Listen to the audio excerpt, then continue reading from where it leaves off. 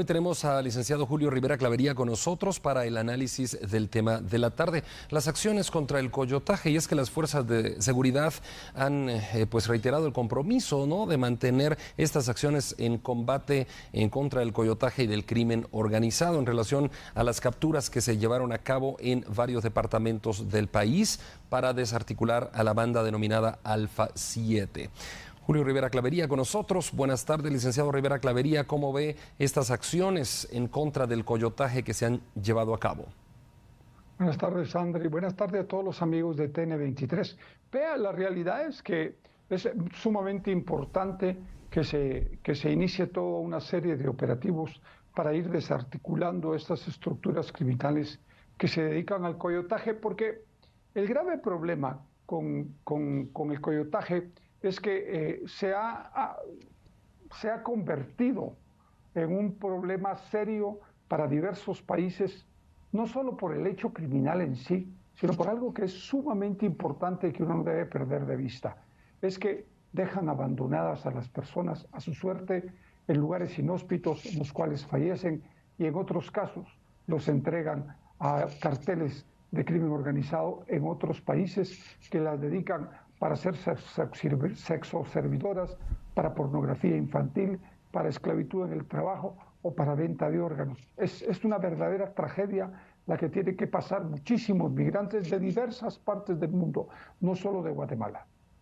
¿Toda persona que se dedica al coyotaje tiene algún nexo con redes criminales, o hay personas que se dedican al coyotaje de manera, digámoslo así, honesta, aunque ya sabemos que ilícitamente llevan a la gente a Estados Unidos? Pero me comprende la pregunta, ¿todos están vinculados con alguna red o no? Sí, antes inicialmente no, hoy sí, porque estos fenómenos criminales han ido variando y cambiando conforme los años pasan, y el problema es que las migraciones irregulares producen muchísimas cantidades de dinero. Estaba escuchando hoy por TN23 precisamente que el precio hoy para poder llevarse a una persona de Guatemala para Estados Unidos va entre 90 y 250 mil quetzales. Póngale usted a la mitad, 150 mil, multiplícalo por 400, que fue lo último que agarraron en un furgón de guatemaltecos. De ahí va a sacar sus conclusiones.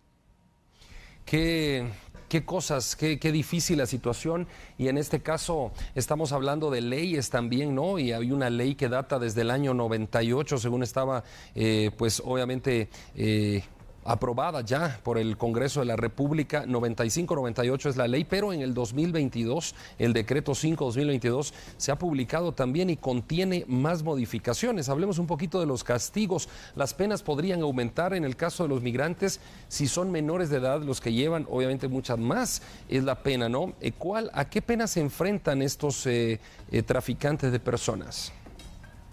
Una pena dentro 10 a 30 años. Especialmente cuando llevan menores o llevan mujeres embarazadas. Por lo tanto, el precio que van a pagar hoy por este tipo de delitos es mucho más alto.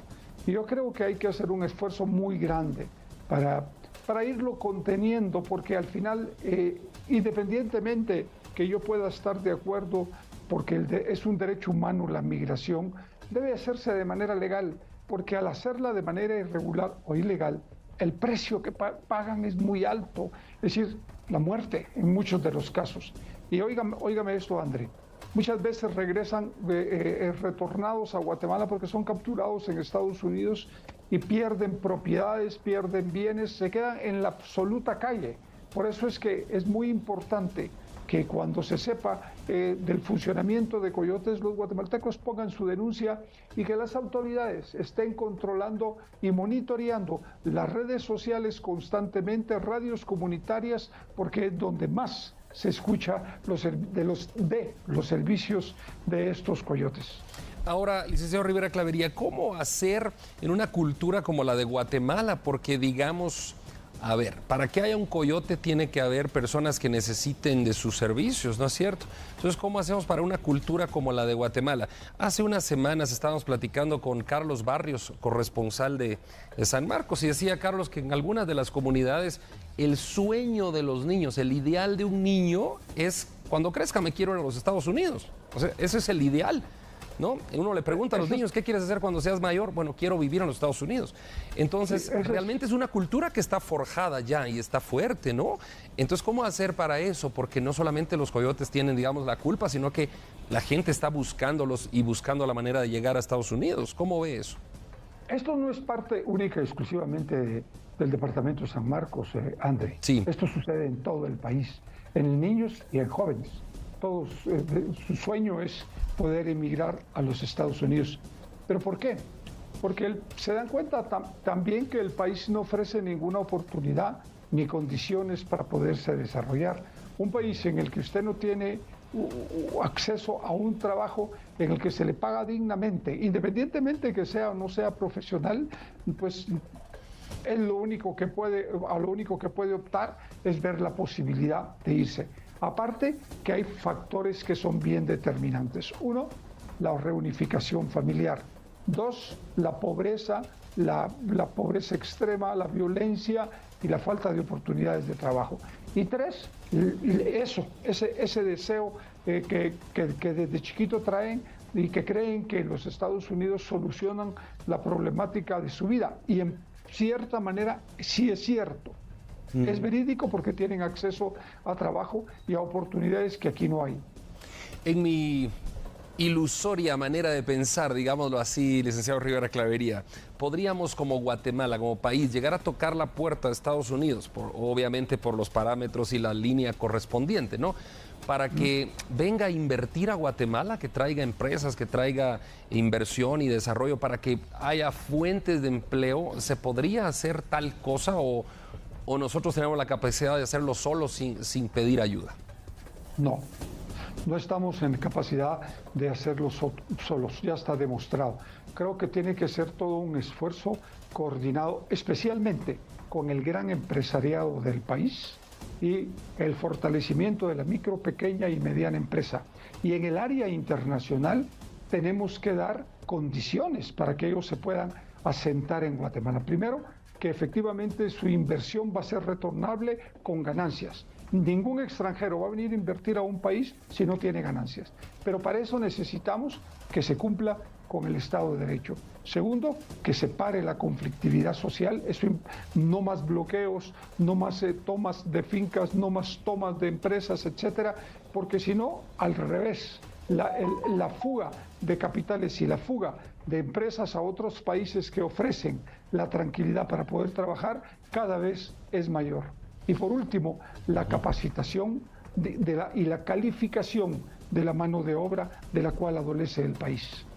Qué situación más difícil, ¿no? Realmente el panorama es sombrío, es realmente una radiografía que no es tan alentadora, pero puede corregirse, licenciado Rivera Clavería. Lleguemos al final de la entrevista con esta pregunta. ¿Qué hacer si alguien pues está conociendo a alguien que se dedica a estas situaciones de trata de personas? ¿A dónde poner la denuncia y cómo actuar?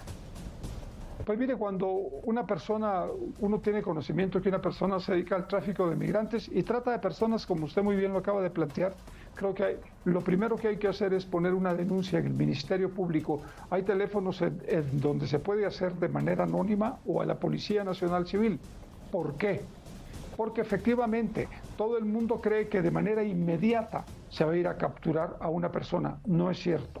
Lo que se hace es todo un proceso de investigación para ir determinando a qué estructura criminal pertenece esta persona, porque ellos no trabajan ni funcionan solos. A qué estructura criminal pertenece, cuáles son los nexos nacionales y los nexos internacionales que esta estructura tiene, quiénes la integran, y después de que ya tienen toda esa información, que puede pasar un año y medio, 2 años, la comparten con las agencias de seguridad y de investigación criminal de Salvador, Honduras y Estados Unidos y México, y empiezan los operativos que culminan en muchos de los casos con estas capturas. En esta captura que se plantea el día de hoy se sacan 27 órdenes de captura o de aprehensión, 19 fueron hechas y favorablemente, y hay 4 extradiciones que se están solicitando por parte del gobierno norteamericano. Licenciado Rivera Clavería, muchas gracias por el análisis de siempre aquí en TN23. Continuamos con la información. Gracias a usted.